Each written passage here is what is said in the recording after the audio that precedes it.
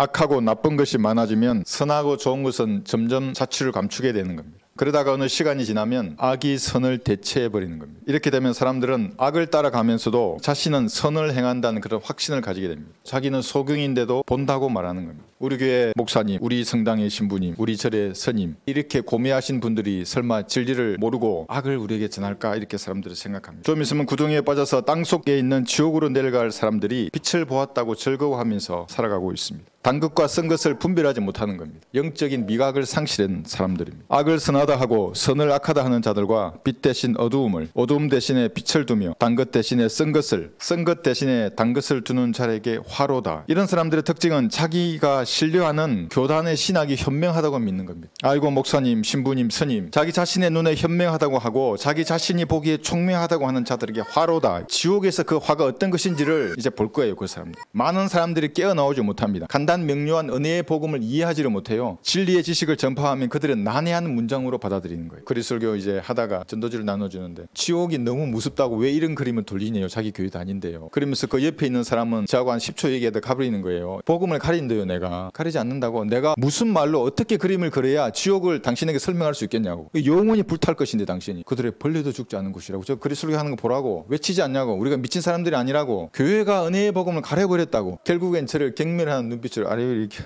막 훑고 교회가 복음을 가려요. 교회가. 왜 그렇게 진리를 모르겠습니까? 그들은 잘못된 것에 취했기 때문에 그렇습니다. 마음이 딴 데 있으면 잘못된 것에 취해버려요. 드렁큰 된 거예요. 그게. 깊은 참회형에 빠진 사람들이에요. 전부 다. 장로교나 감리교인 중에 간혹 구원받은 사람이 있어요. 그런데 불령의 도구로 쓰임받지는 못해요. 전도는 해요. 나가서 교회 홍보하고 목사 복음이 하나도 적혀지지 않은 그 전도지는 전해줄 수 있어도 은혜의 복음을 전하는 도구로는 쓰임받을 수 없는 겁니다.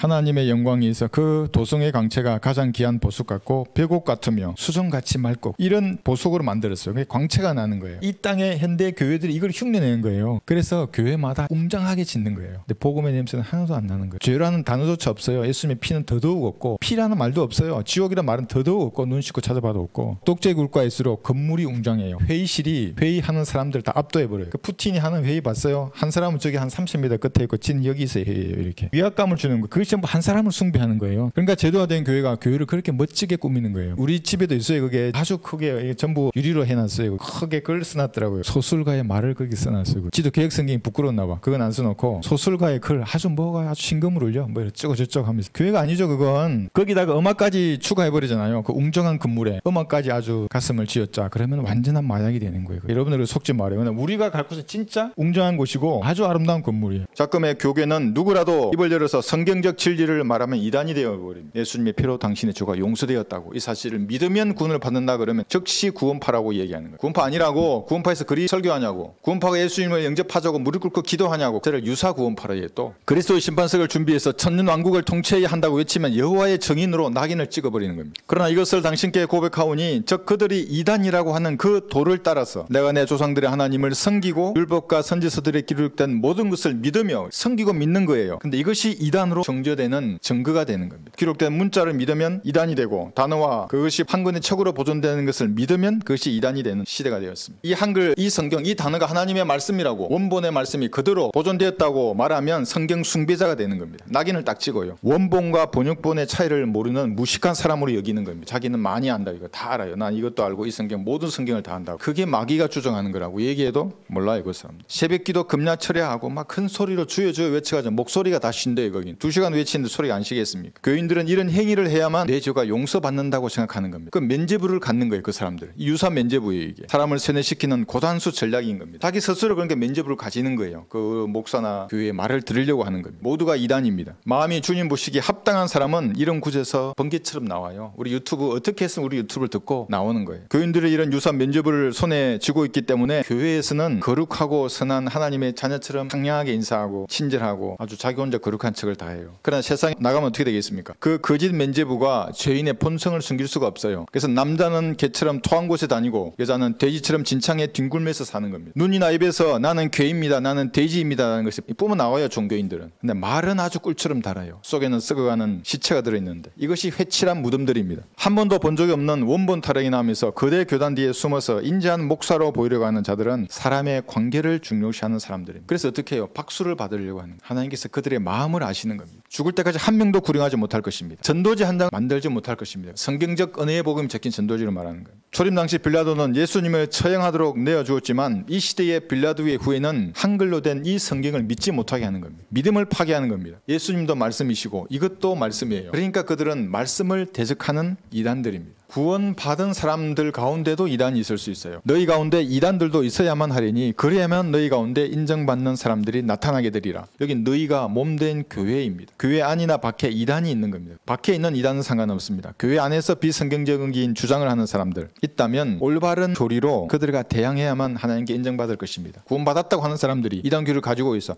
당연히 바른 교리로 싸워야 합니다.